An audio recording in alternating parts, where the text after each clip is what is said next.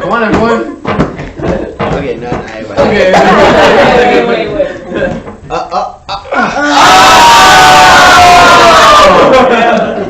Yeah. Tired. That was Another a day, long another rope climb. dollar. Top of my collar. Let's get it. I'm a scholar. I didn't know I was out. You guys are awesome. All right. Let's go ahead and take just a few notes. Then we'll do an outro as well. All right. It'll be spontaneous. All right, here we go. This is slightly different. Transformations, in this case, vertical transformations, is a little different than what we did before. Before we had transformations. Vertical transformations are different than what we had yesterday. Yesterday was translations. So we moved the parabola up, we moved to the side, up and down. This one, it stays in the same position, just about, but we're going to stretch it up, we're going to stretch it down, and we're going to flip it. There's only 3 different options. The process is going to be the same to get to the graph, but we're just going to have a different K factor. That's that, remember, the value that's out in front that manipulates, in this case, our Y factors. But before I do that, I want to back up a little bit. Okay, since vertical transformations involve the Y values, right? What we're modifying is our f of x. And think about that. The Y values are up and down along the Y axis. So we're manipulating the Y values. So we're just going to be multiplying something times f of x. Okay. Based on what we multiply, based on the K factor, we're going to have some kind of stretch, some kind of compression, or some kind of reflection where the whole thing flips. So really, if we get the process on how we, just like in the warm-up, multiply some value to all of our f of x, then we get to our new equation and we'll be able to graph it and compare it. That's the main thing we're going to do today. So looking at this, one other thing that to keep in mind, the x-intercepts stay the same for these. So that part doesn't change, it's just stretching it. So you can think of a rubber band, which I happen to have 5,000 of them here. Maybe 500. 500. But if I had some rubber bands like so, and kind of interlink them real quick, right? And I have done this before. Yes. Nice. 1, 2. No. All right. Nice. All right. So let's see. If I have my parabola right here, right? If I do a vertical stretch, what that's going to do is it moves the vertex down, but you see it doesn't move it side to side, right? If I have a compression, what's happening is it's going to move up. The sides slightly move out. So this would be a stretch. Sorry, a stretch, and this would be, no, sorry, that's a stretch. That's a compression. So it's either moving it up, squeezing it, or it's opening it up and down, okay? If I had a reflection, it basically would be, let's just flip it around to the other side, okay? Those are 3 things we have. We have a stretch, we have a compression, and we have a flip, okay? And the only thing that's different between those things is what my K factor is. There's only 3 things that we're going to have to deal with. So basically, what we're doing is multiplying our f of x by some K value. K times whatever the f of x is. All right. So in this example, f of x is equal to x squared plus 8. We have a K factor of 2. So what we do, because we just multiply K times f of x, right? What we do is we're going to multiply 2 times whatever f of x is, whatever the entire function is. So I go here, since my f of x is x squared plus 8, I'm going to multiply x squared plus 8 times 2. Right? We distribute the 2, we get down to this new equation, and this is what you're going to use Desmos to graph and just compare it. So we graph this one, we graph our original function, and then we compare it. We're going to look for a few key things that we're going to do over in the example problem over here. But really, the main thing is, when we fill out this table, you're going to know. You look to see, oh, if the K factor is positive, this is what happens. If it's a fraction, this is what happens. If it's negative, this is what happens. So the effects are going to be the exact same every time. All right?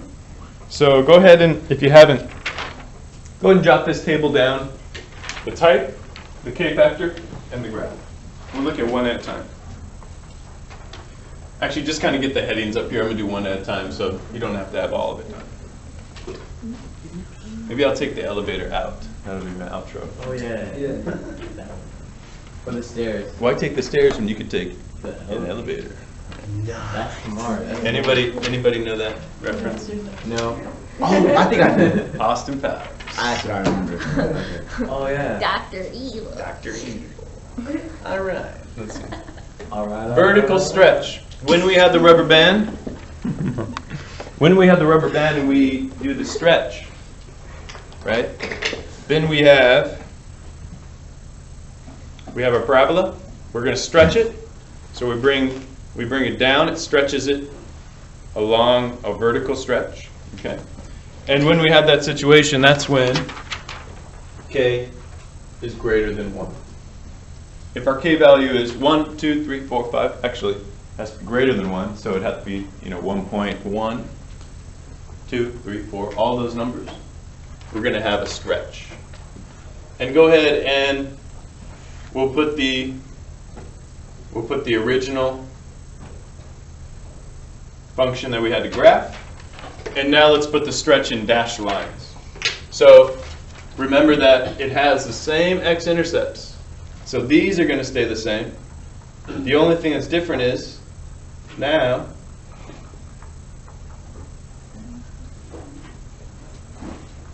the vertex is going to be lower. See, the vertex moves down. And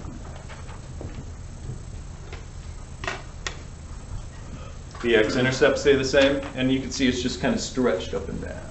Okay. Question, Melissa? Shouldn't it be on the origin? Not necessarily, because the original equation could be anywhere. So it doesn't matter where it is, it's just going to be stretched from wherever it is. That's a good question to ask, though. All right, so then, that's if we have a vertical stretch. Now, a vertical compression is going to basically start with one function. In a vertical compression, instead of stretching it down, it just stretches it closer, right? So instead of being, is that easy to see? Let's do it right here. So instead of having a parabola like so, it's just going to allow it to stretch down. It's going to compress it vertically, okay? So if I look at that, that occurs when we have a fraction. Or it could be a decimal. Same. So when k is between 0 and 1, it's some kind of fraction, it's some kind of decimal. All right. And let's try to draw this now. We have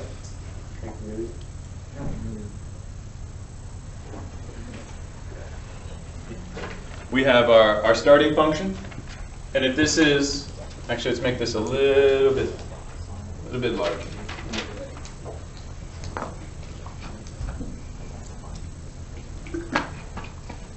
All right. And if this is going to be compressed, then really what we're going to end up with is something that looks more like so. Instead of it being stretched, it's going to be compressed in a little bit closer and narrower. The vertex is going to move up. Okay. Oh, these should extend. These should extend out a little bit.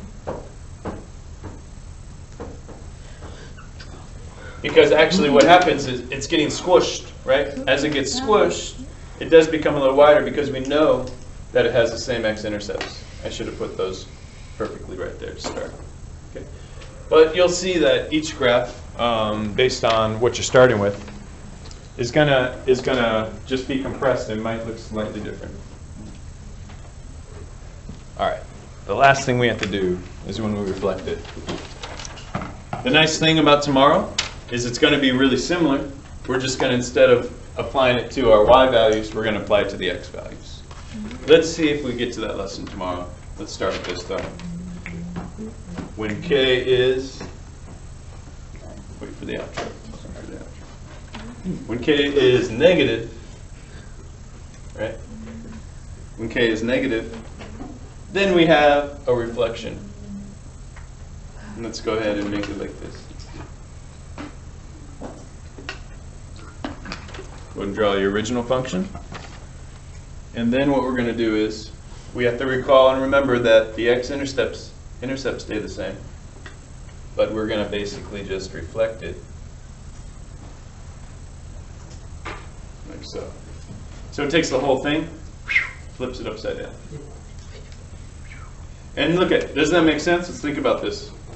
When k is negative, it flips. What do we know about parabolas when the a value is negative? When the a is negative, happy or sad face? Sad face, it opens down, right? When a is positive, it opens up. So in order to do this reflection where then it faces down, that makes sense because here the k is negative.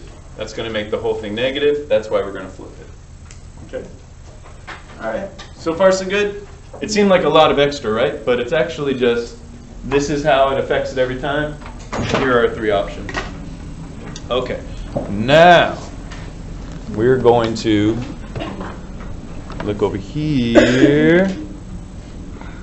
See if it gets focused too. Of course we can. Yeah. All right, this was something else. This was, I was showing Vincent something before. No problem. All right, in this example problem, for the homework, you're going to have a table. It's in the document. It shows you how to set up the table. And basically all it's going to ask you is this a stretch, a compression, or a reflection? Okay. Was there a change in the vertex? What's the new vertex? In your own words, describe what happened to it. So describe what happened to it. It could be, it stretched longer vertically, it compressed, it flipped. We just want to have our own wording in there. So let's look at this. Our f of x here is x squared plus 5. Our k factor is positive 2. So first off, let's look at this. Our k factor is positive 2. Which one of these does positive 2 fit into? Is positive 2 a fraction? No. No. Is positive 2 negative? No. Is positive 2 greater than 1? Yes! Yes, it is. You're trying to rally critical mass of yes. But Oh, it didn't work. it didn't work. It's okay. So watch what I'm going to do. For this problem, I'm going to note that because k is 2, and if k is positive greater than 1 here, we have a stretch. I'm going to go over here and mark stretch. It's a stretch. Okay. So part of the problem is going to be observing and seeing what is happening. Stretch, compression, reflection. Which one? Which one? It's a stretch because, why? Because k is greater than 1. I can even put that here. K is greater than 1, so it's a stretch. All right. Is there a change in the vertex? This is where we would use Desmos, and we could go in here and, let me see, maybe I can graph this without that. Plus 5, 1, 2, 3, 4, 5. Okay. So that is our standard function here. This is f of x. If I have a k factor 2, watch. All I'm going to do is multiply both sides by 2. This is just saying whatever f of x is, you're multiplying by 2. F of x is x squared plus 5, so I'm multiplying that by 2. Okay. So let's see. 2x squared plus 10. And so we're going to end up with that. Now that's my new equation. For our classwork, we do need to put our new equation in there. And I'm going to go ahead, because I'm not using Desmos, you can use Desmos at this point. So at this point I'd use Desmos, I'd graph this, I'd graph my original, and then I could note how it changed. But I'm just going to do a table really quick. Let's see, -1, -2, -1, 0, 1, 2. -2 squared is 4, times 2 is 8, plus 10, 18. -1 squared is 1, times 2 is 2, plus 10, 12. 0 squared is 0, it's 10. 1 squared times 2, we get 12. And we're going to get the same 18 down here. I did that super fast. Don't worry, we're going to use Desmos, but we can use this if we need it. So watch, I'm going to go ahead and say 0, 10. So 5, 6, 7, 8, 9, 10. All right. And it looks like we have -1 and 1, and that's way up at 12. We have 2 and 18, so that's 13, 14, 15, 16, 17, 18. So we have it here.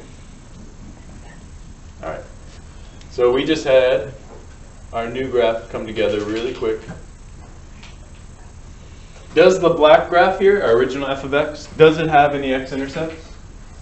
Does it cross the x-axis at all? No. No. No, it that doesn't. does. No, it doesn't. It crosses the y-axis. It doesn't cross our x-axis. Oh. So this rule that the x-intercepts stay the same. In this case, we had a stretch, but we didn't actually change.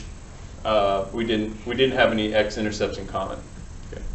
So, was there a change in the vertex from here to here? Yeah. Yes. So yes, there was. What's my new vertex right here? What was this number? 1, 2, 3, 4, 5, 6, 7, 8, 9, 10. 10. So this vertex is 0 for 0 for x, 10 for y. In your own words, describe the change, the difference between f of x and our new orange function up there. Own words.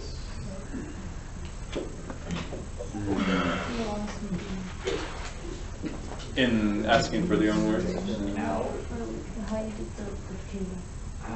So you can use Desmos or the graphing calculator for this. All I did though was plug in my x values. Oh, into that? Yeah. All right, Noah, give it a try. Oh, yeah, no, I just have a question. Okay, question. I'm kind of confused. Which part? Porque, I got lost when you did the 10. This part. Yeah. Should I back up a little bit to this? Yeah. All right, so everybody focus right up here. This is kind of the crux. The reason why I set all this up was, remember our original f of x is up here. Our k factor is 2. When I'm dealing with these, every time I'm multiplying 2 times the dependent variable, f of x. Now, f of x is equal to x squared plus 2. So if I'm multiplying f of x by 2, really what I'm doing is multiplying this over here by 2. That equals that. If I multiply this by 2, it applies that it's the same thing here on the side over here. They're equal. So I'm multiplying that by 2. Now I did that, and now I get my new vertical stretch function right here. To graph this, we have to set up a table or use Desmos. So in this case, I have a table set up with some x values. I plugged them in one at a time really quick and found my y value. So what I did this for, why, is because this is our, I think that marker's dead. I think so. This is our orange graph up here. So the steps are, first figure out, is it stretch? Yeah, I know because it's positive. Does it have a new vertex? I had to graph it to see that this new vertex up here shows that the f of x graph here was stretched and moved up slightly up here. Okay. So all of this work right here, the table, is really just to be able to graph the new function and compare it. Okay.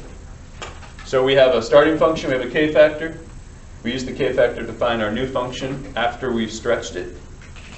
To graph it, you use a table or Desmos or a graphing calculator, and then we're just comparing it. So in your own words, an example of this might be the new vertical stretch, right?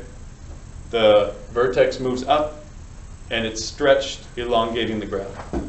Okay? You see? I just want you to use your words to do that. So there's just a few classwork problems. We have the computers up here to use Desmos. All right? So once you get going on it, remember the steps. Decide if it's a stretch, compression, or reflection based on the k. Is there a change in the vertex? We have to graph the new function to see where the change happened. In your own words, just describe what happened. Okay. So that's the 3 parts. What's the hardest part about this? Doing the work. Oh, that's okay. The fascination of it. You don't know. Procrastination, not fascination. All right, that's cool. All right, well, let's see. How should we outro this? Please don't forget please like and subscribe and give us a big thumbs up. Like and subscribe, bro. Like and Show subscribe. dance, show go, Like and start dancing. subscribe and maybe I'll give you an extra. Yo. All right, giveaway for whoever's the 79th. 79th. Oh, It's a yeah. Kit Kat. I'm already subscribed. It's not fair. Knox. No. I'm gonna work on my